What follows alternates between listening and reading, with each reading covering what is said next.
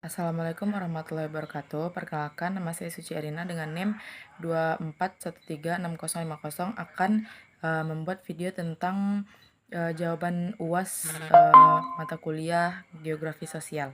Baik, pada video kali ini soal yang pertama yaitu adalah bencana banjir bandang melanda Aceh, Sumatera Utara, dan Sumbar. Lebih dari 1.000 jiwa meninggal dunia dan 3,3 juta penduduk terdapat di provinsi 3,3 juta penduduk terdampak di 3 provinsi. Analisislah kejadian banjir bandang ini dengan menggunakan konsep dan teori the body, the home, the community, dan the nation. Baik, jawaban saya pada konsep the body adalah, menurut saya kaitan banjir bandang ini dengan konsep the body adalah banjir bandang banyak memakan korban, mulai dari cedera ringan hingga kematian. Bagi mereka yang selamat, dapat menyebabkan trauma yang mendalam, apalagi bagi mereka yang kehilangan anggota keluarga. Bahkan ada yang belum ditemukan. Bahkan ada yang mereka hidup tidak ada lagi gunanya jika istri maupun ibu mereka sudah tidak ada. Di situ saya simpulkan kalau kesejahteraan tubuh mereka itu hidup kesejahteraan hidup mereka itu kayak menurun. Lalu ada konsep the home.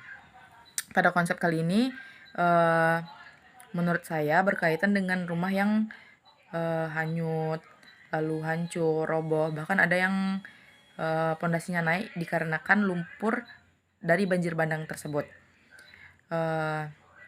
Juga banyak masyarakat yang kehilangan tempat tinggal sehingga harus mengungsi dan mengulang kehidupan dari awal. Hal itu menyebabkan mereka kehilangan rasa aman dan kenyamanan. Lalu ada konsep the community. Pada konsep ini mungkin lebih berfokus kepada kerusakan fasilitas maupun infrastruktur umum. Itu semua hancur saat kejadian banjir bandang melanda Aceh, Sumut, dan Sumbar. Selain itu juga sangat banyak komunitas dari luar maupun dalam Sumatera yang mengirimkan bantuan untuk daerah-daerah terdampak. Selanjutnya itu adalah the nation. Banjir bandang ini seharusnya memerlukan tindakan cepat dari pemerintah. Bukan malah menyebutkan ini adalah bukan bencana nasional, lalu malah menakar-nakar bantuan untuk korban yang terdampak. Dan sisi positifnya adalah banyak orang-orang yang berpengaruh, orang-orang besar, orang-orang seperti orang yang terjun ke dunia media sosial yang berlomba-lomba atau mungkin bisa disebut dengan kalimat FOMO, tapi lebih ke yang arah positif untuk membantu korban yang terdampak. Itu adalah sisi positif dari media sosial mungkin ya. Lalu yang kedua ada soal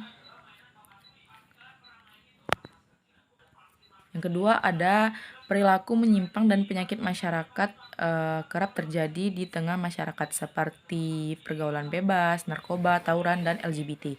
Berikan uraian yang komprehensif tentang salah satu dari hal tersebut yang meliputi. Yang pertama ada, apakah Anda punya data atau pengalaman diri atau teman atau lingkungan, jelaskan seperti apa. Yang kedua ada, bagaimana Anda melihat peyang dan pekat tersebut. Yang ketiga ada, apa upaya untuk mengantisipasinya. Baik, jawaban saya pada soal nomor 2 ini ada 3 jawaban seperti dengan perintahnya.